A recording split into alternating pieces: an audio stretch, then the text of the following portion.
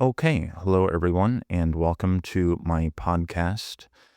This podcast is something that I have debated for quite a while about what I want the purpose of this podcast to be concerning.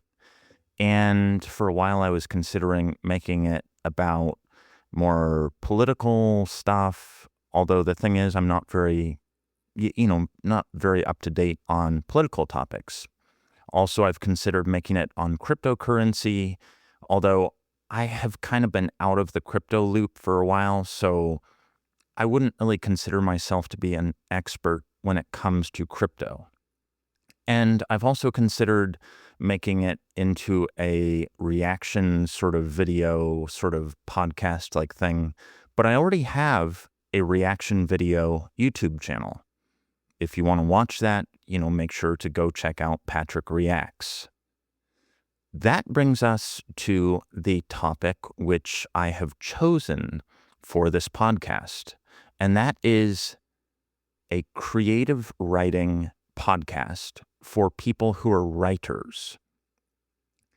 And I know that it's a reasonably niche audience, but it's a subject that I am really interested in. And I have put a lot of time into researching pretty much everything. I mean, I got my bachelor's degree, probably about over 10 years ago now. And I got that with a double emphasis in both, firstly, literature criticism and theory, and then secondly, in creative writing. Creative writing, why do you ask? Well, for me, I enjoy writing, and I have self-published a couple of books. The reason that I enjoy creative writing is because when I want to relax, I kind of go to that inner place where you can just it's kind of like the zoning out place. And creative writing allows me to change that, so to speak, zoning out place and make it into a place where I am, like when I'm doing a podcast, for instance.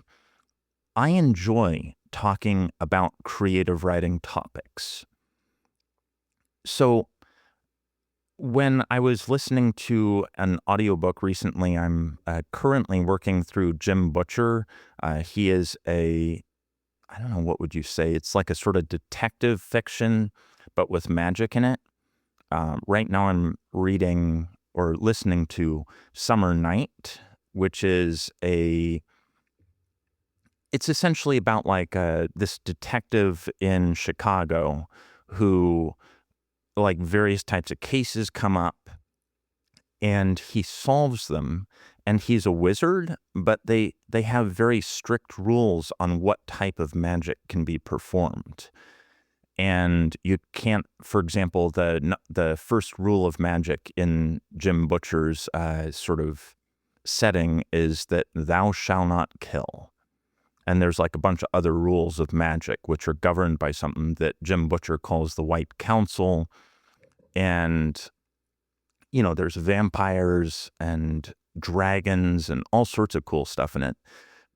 But that's for example, I love, I listen to audiobooks. So, I mean, I don't read actual paperback books, but that kind of stuff is interesting to me. And not only is consuming content interesting to me, but making my own content is also interesting to me. So I could confidently say that were I to get, say, banished to a desert island with, with eucalyptus trees, that I would pull off those big pieces of eucalyptus tree bark and then use little charcoal sticks to write stories on the eucalyptus tree bark. And the reason I say eucalyptus is because it has bark that you can kind of pull off in big sort of pieces. It looks sort of like gigantic pieces of cinnamon. If you've seen cinnamon, the spice in stores, it's like sort of rolled up. So similar sort of idea. I write for fun. And so when I was thinking about, well, what could I make a podcast about? And I was thinking about how I had previously considered making a podcast about politics. Well, that's all good and everything, but there's many podcasters who talk about politics. And yes, I know there's a war going on right now over in the Middle East. There's, all sorts of, political stuff going on in the world right now. Washington, D.C., various places. That's all good. But the important thing to know is that that's other people's area of expertise, not mine. When it comes to a topic that I want to cover with regards to podcasts, like what kind of thing is interesting to me? Creative writing. And I really feel like I've got something to share with everyone when it comes to creative writing, because I've put so much effort into both learning the art, also practicing the art, and finally, while I have not gone the traditional route for publishing, instead I've done self-publishing, I've learned how to complete something. And that's something that a lot of people don't know. I'm sure, especially people listening to podcasts about creative writing, many people are familiar with the, I'm a writer. I like to write. Oh, yeah, I'm so good. I write. And then people say, that's cool. What have you published? And they're like, I'm a writer. I don't publish anything. And that's exactly what I'm talking about. If you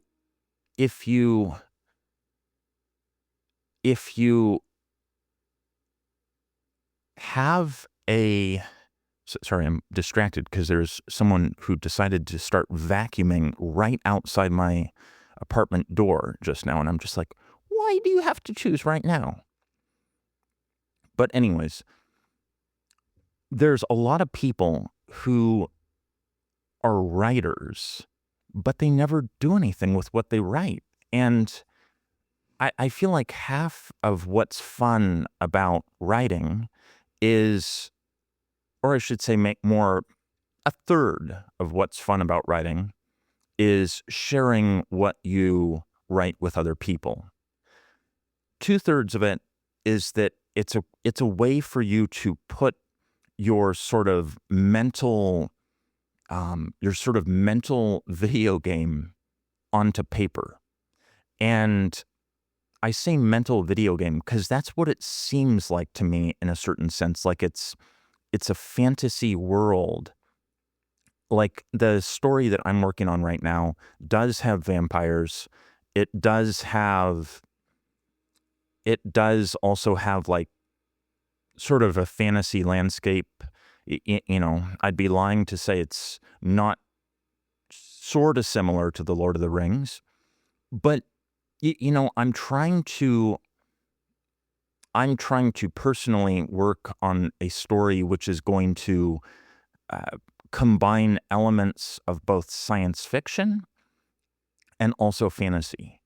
And so I've been like just voraciously going through science fiction for the past, several years, because that was something that I wasn't quite as knowledgeable on. I had read a lot of fantasy before that, but I've really dived in and started researching and reading about science fiction and how great writers have brought science fiction to the sort of table in a way that really wakes up people's minds. And honestly, one of the greatest stories that I've listened to is and when I say listen to it, like when I read stuff, it's all audiobooks just because I drive a lot. So, what better thing to do when you're driving than to listen to an audiobook? But one of the greatest things is The Moon is a Harsh Mistress by Robert A. Heinlein. That guy really knew how to paint a sort of picture in your mind of what's basically what's going on in his story. And the story also ends, and I'm not going to spoil the ending for people who haven't read or listened to that book yet, but it ends in a way that it's not disappointing, but it's not like and the prince and princess kissed each other, and then they were married and they lived happily ever after, and then they died and were buried, and their grandkids got married to their prince or princess or whatever. And it's like, it wasn't an ending like that, because that's the kind of thing that happens in Disneyland. In Disneyland, princess whatever marries, prince whatever. The Moon is a Harsh Mistress ended in a way that, firstly, it left something open for the future. So you can always imagine that the story could continue in the future, but it also ended in a way that, it's clear that the story is over. It's not like Robert Heinlein is saying, so everyone, we're waiting for book 2 in our trilogy. Because, especially nowadays, and I find this really frustrating, is that practically every writer of fantasy has decided that because J.R.R. Tolkien made a trilogy, they also want to make a trilogy. And generally, they end up going beyond a trilogy and making 4 books or 5 books or something like that. But the point being, and the most obvious example of this, I would say, is Christopher Paoli's Aragon series, which is just, that last book was painful, by the way, because, so that's an example of a series which I don't like. Okay, I'll edit what I said there. I liked the series. What I did not like is that they did not give us what we wanted in the end. Because when you build up people over the course of several books to, I want the hero and heroine of this story to fall in love with each other and get married. That's what I wanted to have happen, because Christopher Paoli built that up as the sort of the desired, ultimate thing that will happen. And they didn't give us that. And I was just like, why? That is so mind-boggling. It's just like, it would be like if in The Lord of the Rings, and I know it's this is also Aragon, but if in The Lord of the Rings, Aragon and Arwen are, kind of like interested in each other, and at the end, Arwen's like, well, folks, I hate to say it, but I'm an elf, and elves live forever, and humans are mortal peasants and will die. So bye-bye, Aragon. I hope you have a good life. I hope you find a good human wife. see ya, and then like sails off into the, ever blue skies and everything like that. So that's an example of a story so The Lord of the Rings, example of a story which is awesome because it goes from the start, which isn't really a start, like, Hobbiton, like that's partway through J.R.R. Tolkien's universe, but it goes from the start to to a certain extent end because, they sail off towards, I forget, what's it, Eleanor or something like that. I forget the name of it right at the moment, but point is, that's an example of a trilogy done well. And it's also an example of a trilogy which is a trilogy. Yes, Christopher Tolkien went and published a bunch of books which are, to a good extent, like sort of the rough drafts and outlines and sort of surrounding lore of The Lord of the Rings. But The Lord of the Rings is a standalone, it's a standalone story. And when it comes to a standalone story, what you're looking for is something which is really going to capture your imagination. And I'm going to keep coming back to The Lord of the Rings throughout this podcast. And you'll probably also occasionally hear my cats meowing in the background. I do have 2 cats. I have Bruce and Penguin. Bruce is the boy cat and Penguin is the girl cat. And Bruce tends to be a bit more on the vocal side because Penguin does not allow Bruce anywhere near the bed at night because Penguin generally kind of curls up on top of me during the night. So when I'm sitting here at my desk next to the microphone, Bruce generally sees that as a great opportunity to come and get attention. So you'll probably hear him periodically.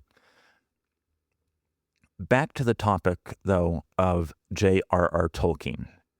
He is, there's a reason that many, if not most, writers of the modern day, or I should say writers for fiction, and, mostly writers of fiction, and, I was going to say writers of fantasy, but I would say it's mostly writers of fiction, which is just an example of how astoundingly brilliant of a writer J.R.R. Tolkien was. They tend to copy his sort of style of writing to a certain extent, in that, firstly, trilogies are important. Secondly, there's a lot of tropes that J.R.R. Tolkien includes in his story. And a lot of those tropes, do trace back in time. But, the idea of the quest to get like the magical item which will give you tons of power or something, that's already something which that shows up in a lot of stories. However, there are, obviously some writers nowadays who are, I would say, also highly skilled. One writer who I'm also a fan of is, I will modify that to a certain extent. One writer who I'm a fan of all of their stuff up to when they became woke is Brandon Sanderson. And when I say became woke, so there's two types of wokeness in writing. One is where you have, and I'm talking about two specific things, or two specific authors. One is Robert Bennett something, Jackson Bennett, I think. But so he wrote the Foundry Side sort of series, and he included sort of like, a sort of lesbian sort of love triangle between like one woman who loved another woman, but she also loved a guy, and, she ended up choosing the woman. But like, that's an example of, I guess you could say like a good um, LGBT sort of ally type of literature or fantasy. And it was a little irritating because it seemed a little on the preachy side, because the story is not about, people's gender. The story is about, I mean, it's like another fantasy series. At the same time, it wasn't like it was obnoxious. It was, I felt like it was unnecessary, but at the same time, because, at the end of the day, it's at the end of the day, this whole focus on people's gender, we're literally talking about something related to people copulating for the purpose of procreation, or passing on the genes to the next generation. Like, at the end of the day, that's what that's what this whole concept is about. And that has nothing to do with a fantasy world in which machinery is, able to be written in the same way that you write letters on a page, and that's kind of like this sort of concept that they kind of follow in Foundry Side series. However, Brandon Sanderson, getting back to him, so he is a brilliant writer, but what he did that was really obnoxious. So he writes these books which are just astoundingly good, but he had one sort of, it was like a sort of homosexual sex scene or something like that in one of his more recent, he has this really great series, following somebody called Kaladin Storm. Oh my goodness, now I'm going to forget his name, but Kaladin Storm something. But that is not a good endorsement. But he is brilliant writer. However, his way of kind of appeasing the people who, we need to see something woke in your stories, or we're going to cancel you or something like that. His way of appeasing those people is by putting like a homosexual sex scene in the middle of one of his books. And this was like it was like book 5 or something in the sort of main storyline series that he has. And these are like tomes that are like over 1,000 pages each. And, to a certain extent, if it made sense with regards to the rest of the story, okay, I get it. For example, in the Foundry Side books, if they had to have a little, lesbian sex scene, okay, I would have gotten it, because the main or the heroine of that series, is in love with another woman. However, the way Brandon Sanderson did it is he just had like this kind of little sex scene. And it was just like, why? Like, it was just so unnecessary. And keep in mind, I would also be outraged if they had a straight or I guess you could say cisgender sex scene, just because it would be like, why? Like, if there's no reason for it, then why are they doing it? And to a certain extent, that's one thing that I find very annoying about a lot of authors, is that in order for them to kind of appease, I don't know, just for lack of a better word, just appease the sort of woke, sort of left-wing people, they insert stuff into the series or into their book, which has nothing to do with the rest of the book. So I guess what I'm trying to say here is I'm a fan of fantasy books, fantasy/science fiction books that stick to what the book is about. An excellent example would be the Expanse series. So I'm a huge fan of the Expanse TV show that started on Sci-Fi, the TV channel, and then they sold it to Amazon, and then Amazon made a couple more seasons of it.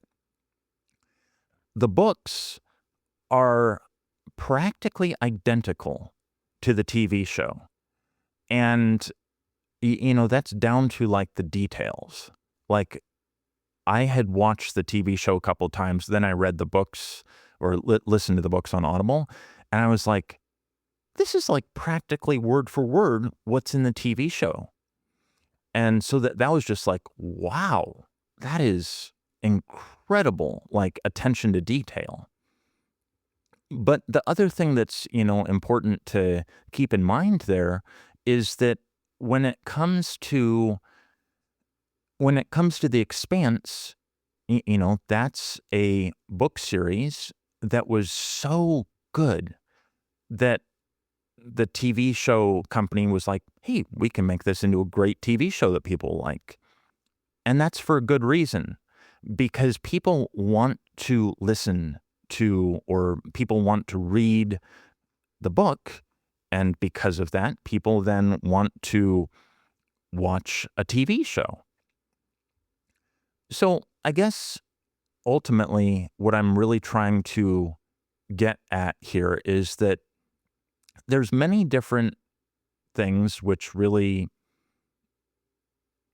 are important when it comes to an audio or, writing a fantasy book. And I intend in this podcast to really get down into the nitty-gritty of what makes writing, especially writing fiction, fantasy, science fiction, what makes that an art that should be treated as what it is, artwork. If we start focusing on the fundamentals of writing, we're going to really see some really, really high quality writing, over the coming, years. I'm listening to this series right now, the Jim Butcher series. It's just so fascinating. I previously had listened to a bunch of Alastair Reynolds books, he is a astounding author when it comes to science fiction. If you like science fiction, have not heard of Alastair Reynolds, highly, highly recommended. Maybe for your first book, maybe you could try like Revelation Space or Chasm City. But the idea is that I want to make a podcast which will be me sharing my love of writing, especially of creative writing, with everyone else. And I have a lot to offer. And I really hope that what I have to offer will be an inspiration to other people who want to grow in the art of creative writing. If you found that this was helpful to you, make sure to, follow me on, the platform that you're on. And I will be making more episodes in this podcast over the, coming while. I'm planning on at least releasing one podcast episode at least every week or so. And yeah, I guess I will be seeing everyone in my next podcast episode. Thank you again for all tuning in. It has been great to talk about my love of creative writing. See ya.